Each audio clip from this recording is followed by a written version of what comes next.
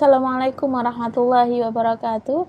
Alhamdulillahirrabbilalamin. Assalatu wassalamu ala asyrafil anbiya wal mursalin Sayyidina wa maulana Muhammadin wa ala alihi wa ashabi ajmain amma ba'du.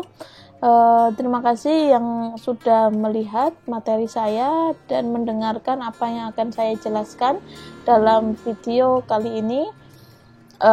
Sebelumnya saya mengucapkan mohon maaf lahir dan batin, masih di bulan Syawal ya, dan kalian sudah berlibur beberapa 2 pekan, dan hari ini kita akan memulai untuk belajar kembali dalam mata kuliah tafsir ayat-ayat dakwah. Di materi sebelumnya saya sudah menjelaskan kepada kalian mengenai contoh penafsiran tentang anjuran berdakwah atau ayat inti dari perintah untuk melakukan dakwah dalam kitab tafsir era klasik atau era awal penulisan tafsir, yaitu dalam kitab tafsir Al-Qurtubi dan Ibnu Katsir. Dan video kali ini saya akan mengajak kalian untuk jalan-jalan yang awalnya dari Timur Tengah, tafsir dari Timur Tengah. Saya akan mengajak kalian jalan untuk lebih dekat dengan lingkungan kalian atau di sekitar kalian, yaitu kitab tafsir yang ada di Indonesia, kitab tafsir yang disusun oleh tokoh atau ulama Indonesia. Nah, nanti coba bandingkan dengan penjelasan dalam kitab tafsir dari Timur Tengah, yaitu dari Ibnu Katsir dan Al-Qurtubi di pertemuan sebelumnya yang sudah saya jelaskan. Nah, kira-kira apa perbedaan dalam penafsiran ketika menjelaskan mengenai ayat tentang anjuran berdakwah?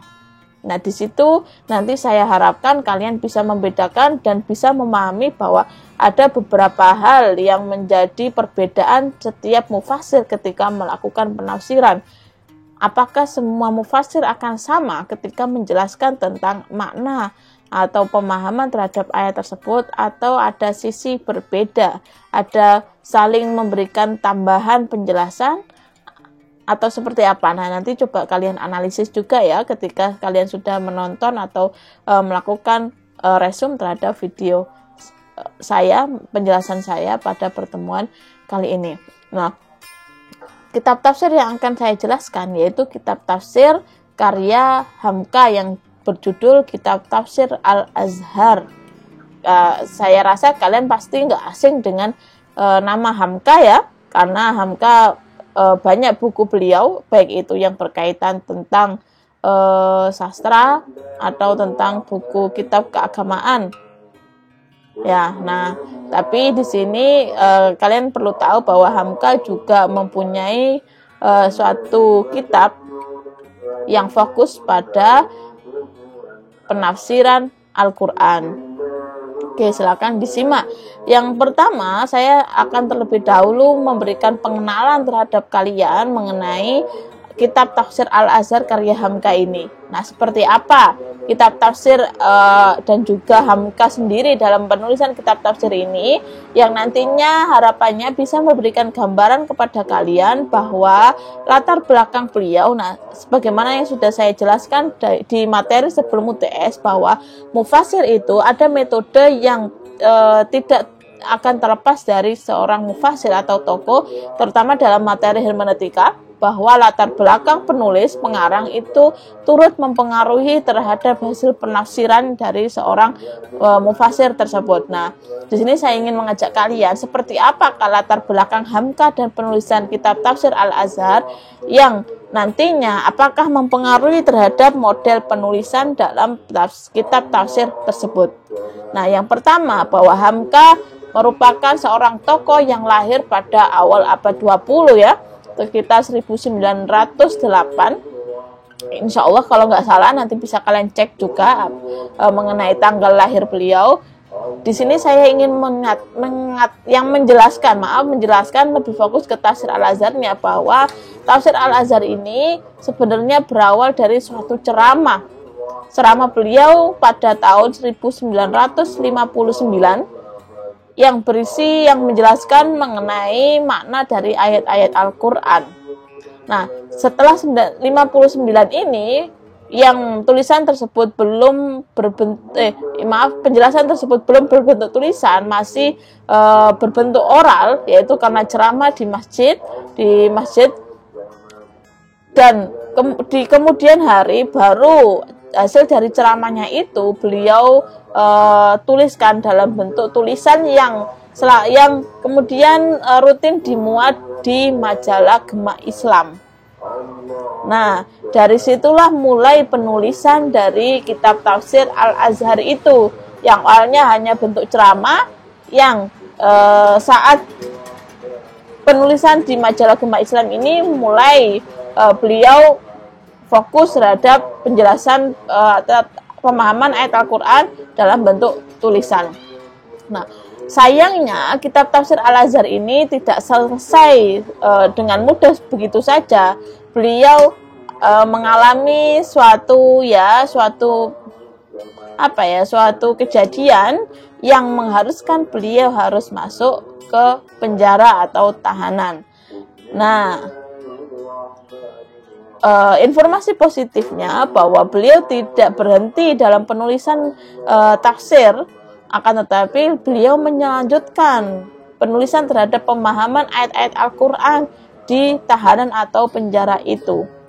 Nah, di sini nanti yang ingin saya tekankan bahwa apakah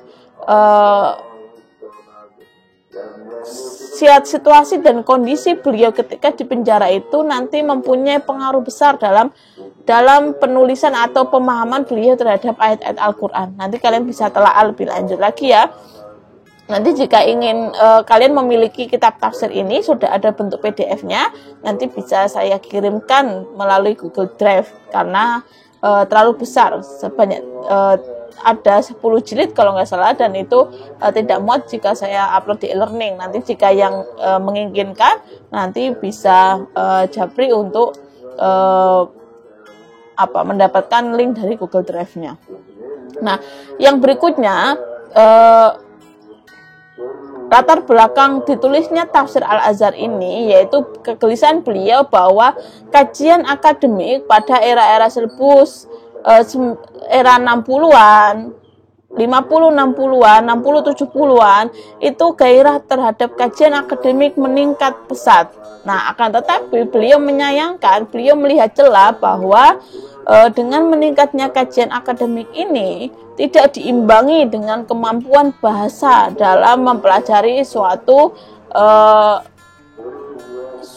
pengetahuan tertentu, terutama dalam ayat-ayat Al-Quran, pemahaman terhadap ayat Al-Quran.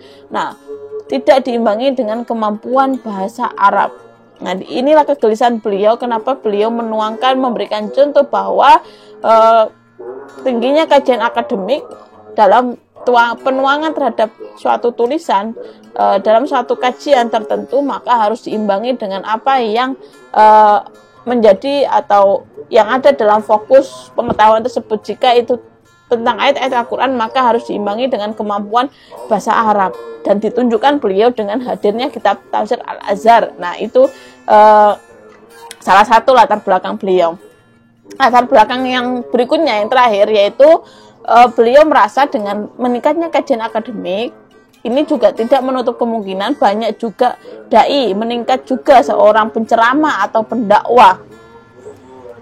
Nah, sayangnya ini berbanding terbalik, bahwa dengan banyaknya dai, banyak orang penceramah untuk mengajak kepada kebaikan, ajaran Islam, akan tetapi tidak diimbangi dengan keilmuan yang mumpuni dalam pemahaman, dalam mengulas suatu ayat-ayat Al-Quran ini. Menurut beliau bahwa banyak dai tapi kurang menguasai suatu keilmuan, sehingga keseimbangan antara ceramah dan juga kemampuan dalam menganalisa suatu hal itu kurang imbang menurut beliau. Dan itu latar belakang, disitulah beliau sangat gencar untuk menyelesaikan tafsir Al-Azhar ini, sampai-sampai di penjara pun beliau masih melakukan penulisan terhadap penyelesaian terhadap tafsir Al-Azhar.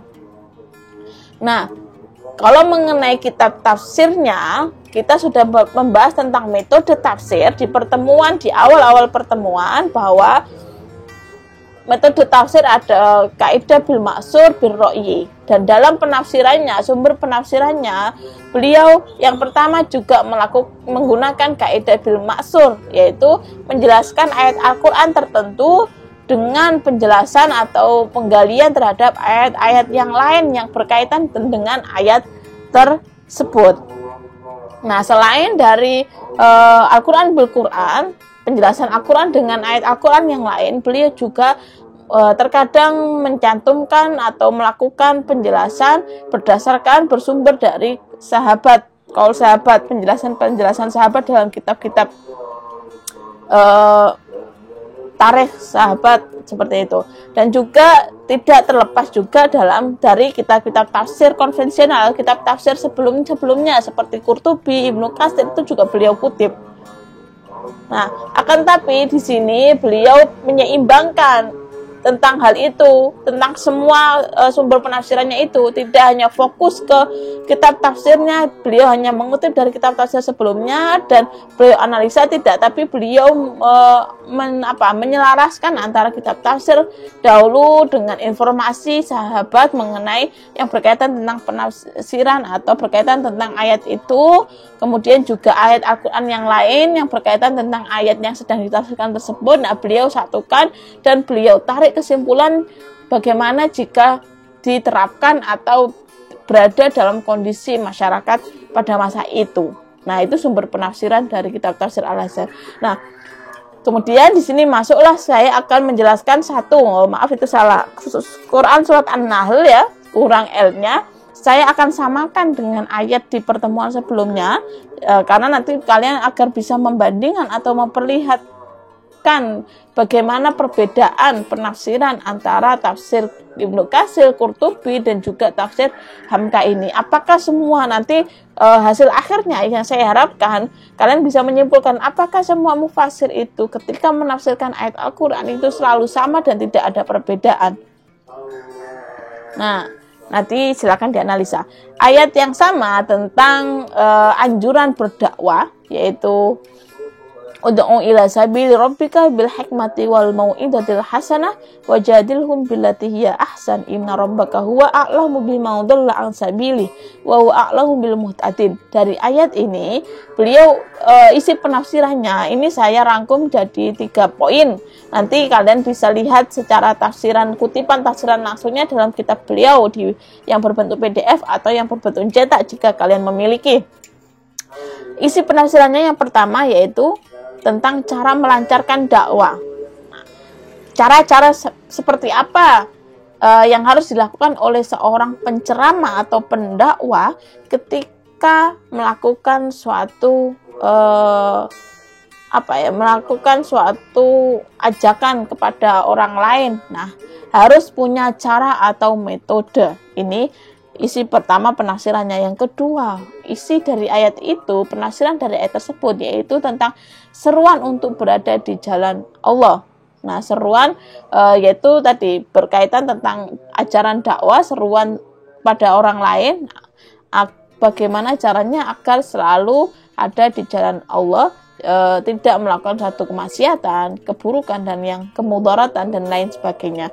Dan yang ketiga, ada 3 metode yang ditawarkan dari ayat itu untuk bisa dijadikan acuan oleh para umat Islam dalam kehidupan keseharian atau orang yang fokus atau ada dalam bidang dakwah, penceramah secara yang sering diundang-undang ustadz, kiai. Nah, ada 3 metode menurut Hamka yang harus diperhatikan yang bisa diambil dari ayat Quran surat An-Nahl ini. Yang pertama yaitu hikmah, yang kedua adalah mau'idhah hasanah, dan yang ketiga adalah mujadalah billati hiya ahsanah. Ini saya rasa hampir sama dengan penafsiran sebelumnya, bahwa memang 3 kata kunci ini yang menjadi fokus dari Quran surat An-Nahl ayat 125. Nah, akan tapi saya merasa ada perbedaan dari penjelasannya. Nah, nanti bisa kalian simpulkan sendiri. Yang pertama, di metode hikmah, penjelasan tentang hikmah, beliau model penjelasannya itu seperti pointer. Yang pertama, ada kata-kata pertama, hikmah. kedua mau'idhah hasanah, ketiga jadilhum billati. Nah, itu dijelaskan satu persatu. Yang pertama hikmah. Hikmah di sini beliau menjelaskan bahwa hikmah maksudnya adalah kebijaksanaan.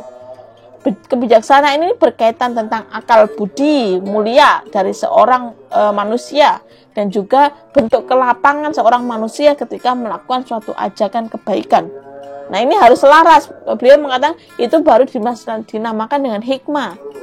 Bisa bijaksana karena bisa menyelaraskan antara akal budi dan juga bentuk kelapangan ketika melakukan suatu seruan dakwah.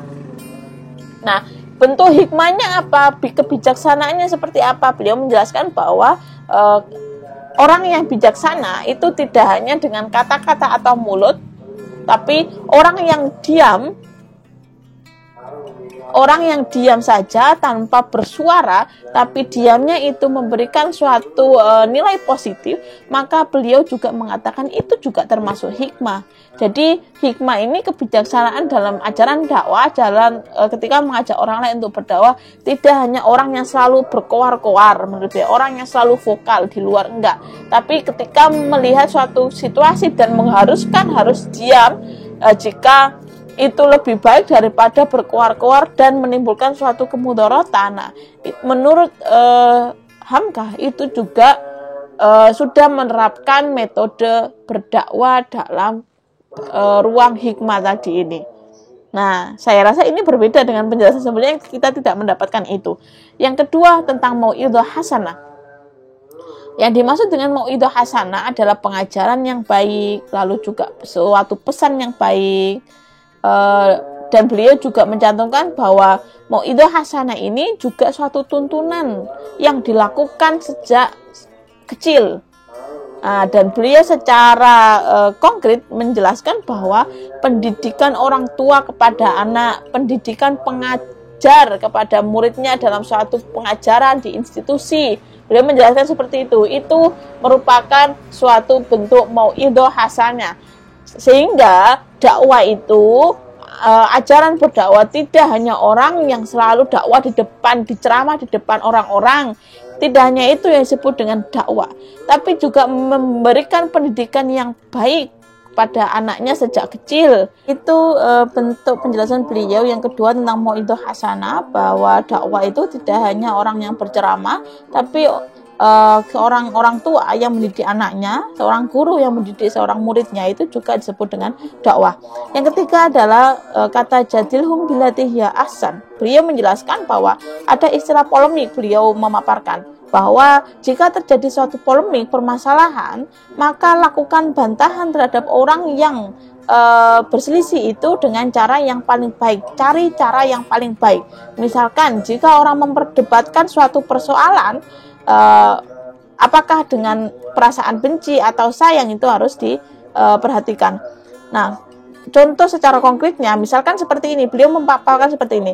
Orang yang kufur ketika mencela suatu agama, maka bagaimana bentuk bantahannya? Bantahannya beliau memaparkan bahwa harus dilakukan dengan cara yang baik. Jangan sampai menyakiti orang itu. Meskipun beliau sudah melakukan suatu kekufuran, tapi jangan sampai kita, orang yang memahami tentang ajaran Islam, jangan memperingatkan atau mengingatkan orang tersebut dengan cara yang buruk dan sampai menyakiti hatinya. Karena nanti konsekuensinya mereka tidak akan lebih baik, tapi malah akan membenci kita ketika kita melakukan atau mengingatkan mereka dengan cara yang jelek juga. Itu 3 poin beliau tentang penafsiran ayat ini. Kalau ini kutipan tafsiran bagian akhirnya, ini nanti bisa kalian baca sendiri, bahwa beliau sangat getol atau beliau mengkontekskan pemahaman ayat itu dengan konteks saat beliau ada pada waktu itu, yang berkaitan tentang propaganda. Beliau di situ ada kata-kata propaganda, sehingga dakwah itu jangan sampai memaksakan. Dan beliau juga mengutip dari ayat yang lain, bahwa karena ayat Al-Quran yang lain tidak melakukan pemaksaan terhadap seseorang dalam mengikuti apa yang sudah seorang tersebut sampaikan. Dan beliau di akhir juga melakukan suatu penjelasan yang berisi tentang kesimpulannya. Nah, di situ kalian bisa lihat, demikianlah ayat ini telah dijadikan salah satu pedoman perjuangan menegakkan iman dan Islam di tengah-tengah berbagai ragamnya masyarakat pada masa itu. Yang kedatangan Islam adalah buat menarik dan membawa, bukan mengusir dan mengenyahkan orang. Dan sampai sekarang, ketiga pokok ini masih tetap terpakai menurut perkembangan zaman yang modern. Nah, beliau menyimpulkan bahwa 3 poin tadi itu masih sangat relevan dalam setiap zaman, dalam konteks zaman yang berbeda pada masa beliau, pada masa sekarang dan selanjutnya itu masih akan tetap relevan. Itu kesimpulan beliau dari penafsirannya. Dan yang terakhir, saya ingin menjelaskan karakter penafsirannya seperti apa. Nah, nanti bisa kalian tambahkan ya jika saya belum menyebutkan, dan atau juga bisa kalian komentari. Kesimpulan saya bahwa beliau dalam menafsirkan itu selalu diberikan suatu tema besar. Dalam tafsirnya beliau menjelaskan bahwa ayat 125 dalam Quran surat An-Nahl itu temanya adalah tentang dakwah. Beliau menjelaskan itu. Yang kedua adalah bentuk penafsirannya adalah adabi ijtimai. Adabi ijtimai ini adalah suatu penafsiran yang memfokuskan pada yang berkaitan tentang sosial kemasyarakatan. Setiap penafsiran beliau selalu direlevansikan dengan bentuk atau kondisi sosial masyarakat pada waktu itu. Yang ketiga adalah beliau menggunakan bahasa yang sudah lumayan tinggi, bahasa akademis. Tadi ada kata polemik, propaganda, modern. Nah, itu kan bahasa-bahasa akademis dan bahasa-bahasa yang tidak semua orang memahami mengenai itu. Yang ketiga adalah yang keempat adalah ada munasabah. Tadi dijelaskan kan bahwa menjelaskan tentang cara dakwah dan tidak boleh melakukan suatu pencelaan ketika melakukan bantahan, harus dengan cara yang baik, jangan sampai memaksakan. Beliau mengutip Quran surat Al-Baqarah tentang larangan pemaksaan dalam mengajak seseorang. Itu ada munasabahnya. Yang terakhir adalah ada kesimpulannya. Setiap ayat yang sudah beliau tafsirkan, beliau simpulkan. Tadi kesimpulannya di akhir yang saya bacakan barusan. Nah, ini menunjukkan bahwa model beliau dalam menafsirkan memang kalau dilihat dari model penafsirannya, suatu penafsiran yang sangat menggebu-gebu ya, dan ini saya rasa ini ada pengaruhnya dengan latar belakang beliau, entah ayat ini ketika ditulis ketika waktu di tahanan atau tidak, tapi dari karakter tulisannya, karakter bahasa yang digunakan, penjelasan yang digunakan, ada suasana emosi yang sangat menggebu-gebu untuk memberikan penjelasan terkait tentang polemik tadi, sehingga muncul kata-kata polemik, propaganda. Nah, ini kan pasti tidak terlepas dengan latar belakang beliau yang sudah saya jelaskan di depan, sehingga dalam penjelasan beliau ini saya rasa metode-metode dalam penafsiran sudah beliau lakukan, beliau terapkan, akan tetapi dalam karakter metode hermeneutik ini juga sangat terasa bahwa latar belakang beliau sangat masuk, sangat terbawa dalam model penafsirannya. Dan ini yang nantinya menunjukkan bahwa setiap mufasir itu ada karakter-karakter masing-masing dalam menjelaskan ayat-ayat itu.